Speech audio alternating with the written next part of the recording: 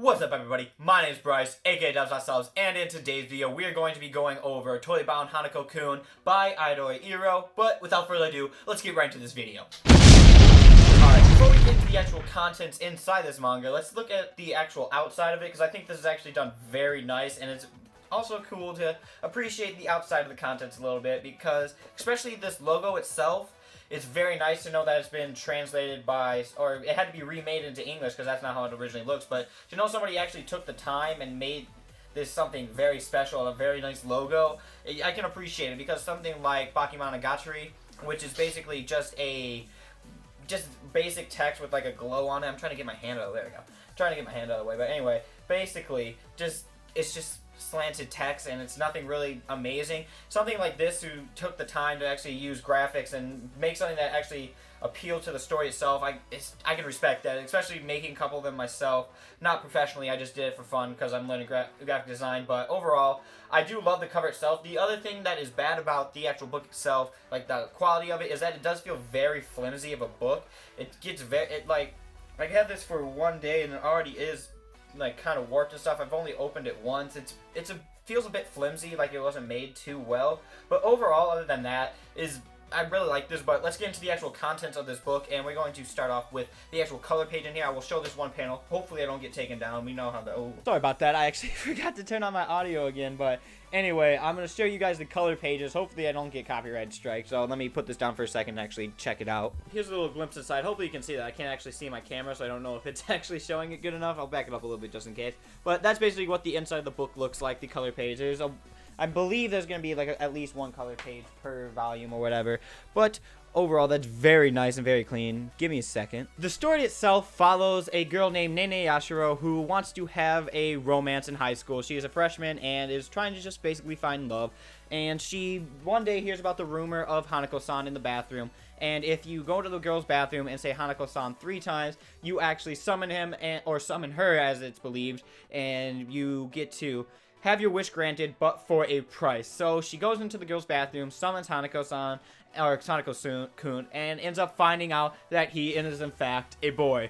And this basically starts off the shenanigans of where she ends up wanting to wish for this love that she wants, and they go through the shenanigans of trying to do it. It doesn't really go successful, and then she finds out that there's actually a way where it's like what she thinks is a guaranteed success for her boyfriend, or not boyfriend, for the boy she likes to fall in love with her, and those are mermaid scales. And she ends up eating one of them and trying to get him to eat the other one, because if you do that, they're supposed to be bound together by fate, so with love forever, or bound together forever is what he says exactly, Hanako-kun says.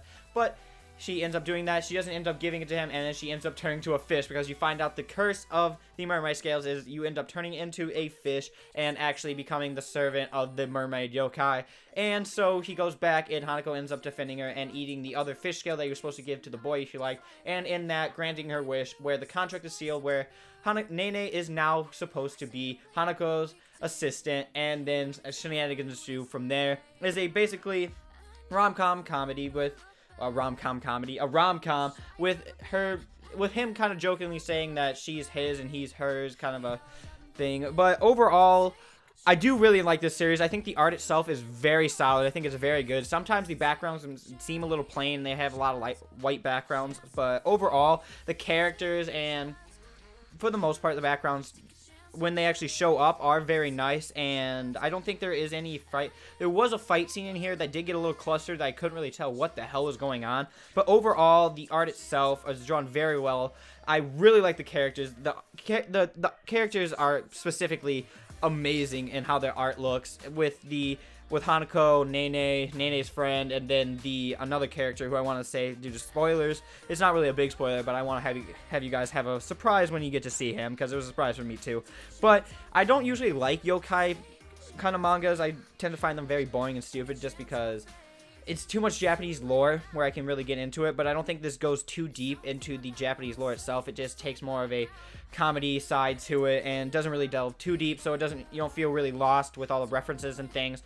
But there are basically 7 mysteries in here, which Hanako is kind of tasked to. I don't want to say what it is, because actually that is kind of a spoiler, but he's kind of. Okay, spoilers real quick, because I'm going to say it. I didn't really want to say it so I can continue here, but anyway, here's your second. basically his job is to watch over them and just kind of make sure the rumors in the school don't go haywire, because if they do, or whatever the rumor is, they have to do whatever the rumor is, whether it is what they're supposed to do or not. It's a bit weird, but you'll see if you read this what that entails. But overall, I do really like the story. It flows very well. There's a lot of very goddamn cute moments in this manga. I love it so much. Nene is such a cute and well-drawn character. She's just so lovable. She's kind of spacey and this stuff, but you still love her and you want to cheer for her to just find that love and just be happy, because she is so goddamn cute. And Hanako-san is very mischievous. He's very funny. He's got not a very mysterious aura, but he does have a mysterious aura to him. You get to find out something that happened in the book that doesn't get fully explained. But this book manages to intrigue you to want to read more, but also give you enough information to know what's going on, unlike Having the Delusion, which was my basic problem with that, was they explained nothing. They just gave you all these mysteries and said nothing about it. But this one does a good job of telling you stuff that's going on and stuff to come, so it keeps interest while explaining what's going on. Overall, I do think this is a very, very solid manga. I think it is a definite 8.5. I don't have really any qualms with it. Overall, besides some of the fight scenes getting a little jumbled and some of the actual stuff getting the backgrounds being a little plain at times. I'm trying to think of if there's anything else that's bad about this manga that I didn't enjoy. But overall, I mean, the protagonists don't really change anything. But they are very. I think this is a shonen. I believe. I'm not exactly sure, but it does feel kind of shonen with the rom-com aspect of it. It's not bad. It's just very good, and I think it does it in an interesting way where it does feel like it's reinventing stuff. Again, I've only read manga for like a year, so there could be manga similar to this, but from what I've read, this is very unique and a very interesting kind of book, and something I haven't read before, and something I'm also well, I have read rom-coms before, but I think they do it in such an interesting way where it focuses a lot more on the comedy aspect than the rom-com aspect. I don't know if they're ever going to get together, but I believe so, because it does classify as a romantic comedy, so I would assume at some point they will get together. That's just a prediction. I don't actually know that for sure, but overall, I do think this is a very solid series. I think it's a definite 8.5. Something that's worth your time if you do like your comedy and you do like your rom-com like I do. It's very good. I'm excited to see more of this to come. I'm not sure exactly how long this series is, but overall, I do recommend this if you do have the time to invest in this. But overall, guys, thank you so much for watching. As always, I do appreciate you watching these videos. Thank you so much for watching, and as always, I will see you in another video.